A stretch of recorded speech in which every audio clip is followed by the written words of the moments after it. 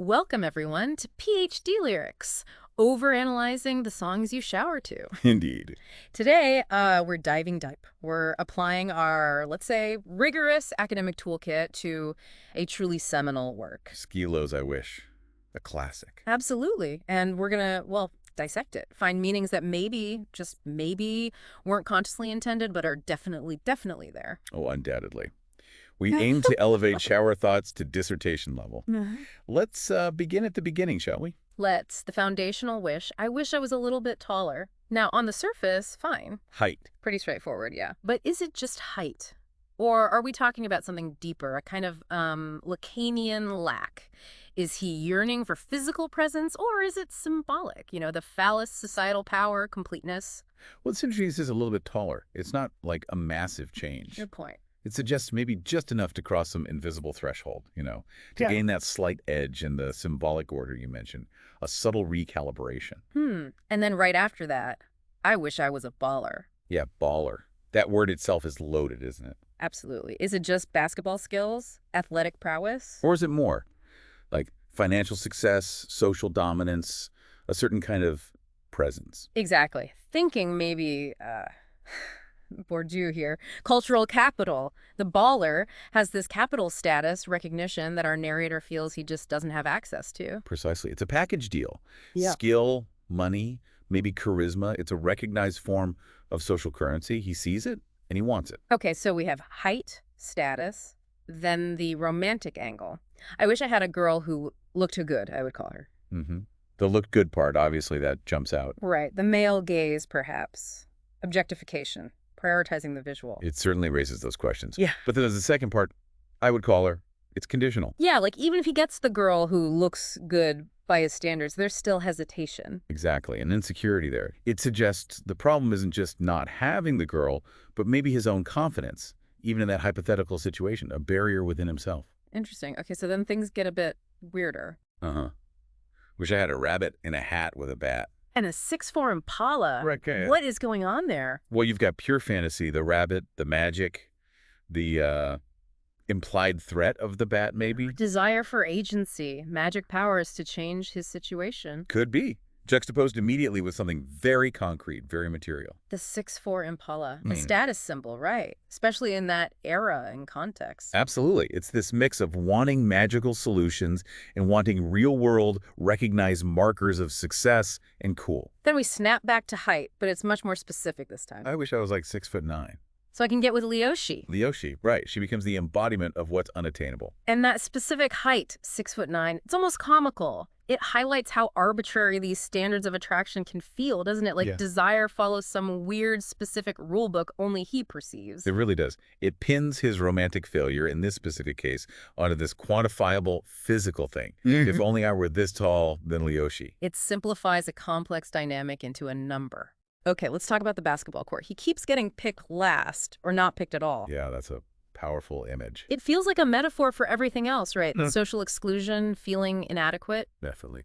The court as a microcosm of society. You have the clear winners, the chosen ones, the jocks, and then him on the sidelines. Could you even read like a sort of social Darwinism into it? The jocks are the fittest in this social romantic game. It certainly seems that's how he perceives it, that there's a natural selection process happening, and he's not making the cut, which leads into some pretty difficult lines. Right. Dag, y'all, I never understood black, why the jocks get the fly girls and me, I get the hood rats. Yeah, that's stark. Very stark. And obviously we're not endorsing the language, but analyzing the narrator's perspective. It's raw, it's problematic, it reflects his frustration and maybe some ingrained societal biases he's absorbed.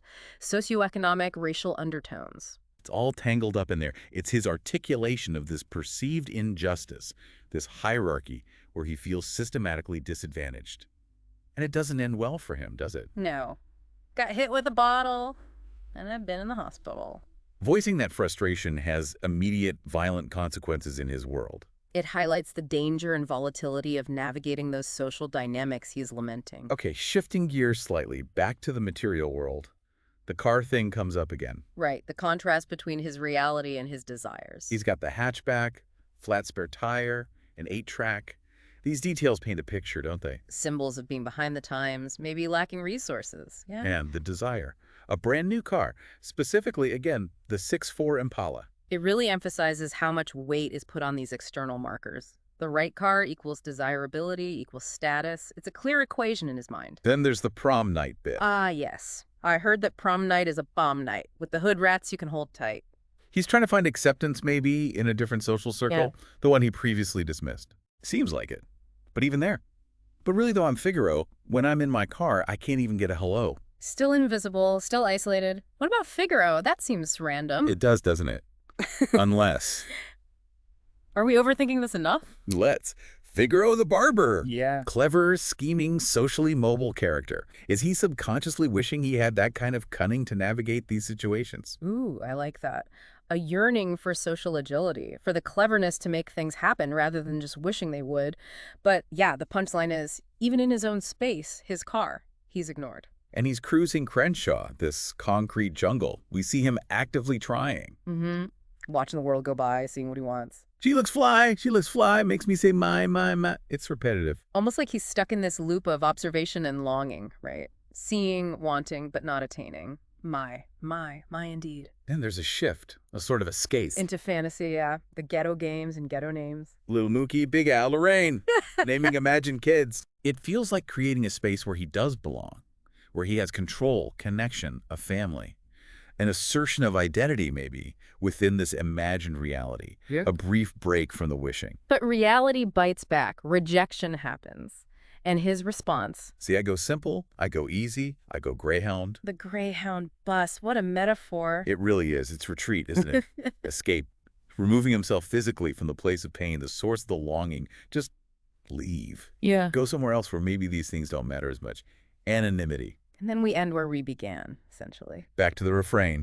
I wish. It just hammers it home. This constant state of wanting, of unfulfilled desire. It's almost like Sisyphean, isn't it? Pushing this boulder of wishes up a hill, never quite reaching the top. Yeah, it emphasizes the persistence of the feeling. It's not just one or two things he wants. It's a fundamental state of being for him in this narrative, a state of lack. So after all this rigorous examination, it seems Skee-Lo's simple track, hummed in countless showers, might actually be, perhaps inadvertently, a rather poignant deconstruction of socioeconomic pressures, existential angst, and the whole complex dance of desire and inadequacy in, dare I say, late-stage capitalism. Well, when you put it like that, the evidence is compelling. The layers are certainly there for the over-interpreting. Quite a truly staggering text. Indeed. Well, that's all the intellectual heavy lifting we have time for today. Remember to subscribe for more explorations into the profound depths of popular music. How am I going to compete with that?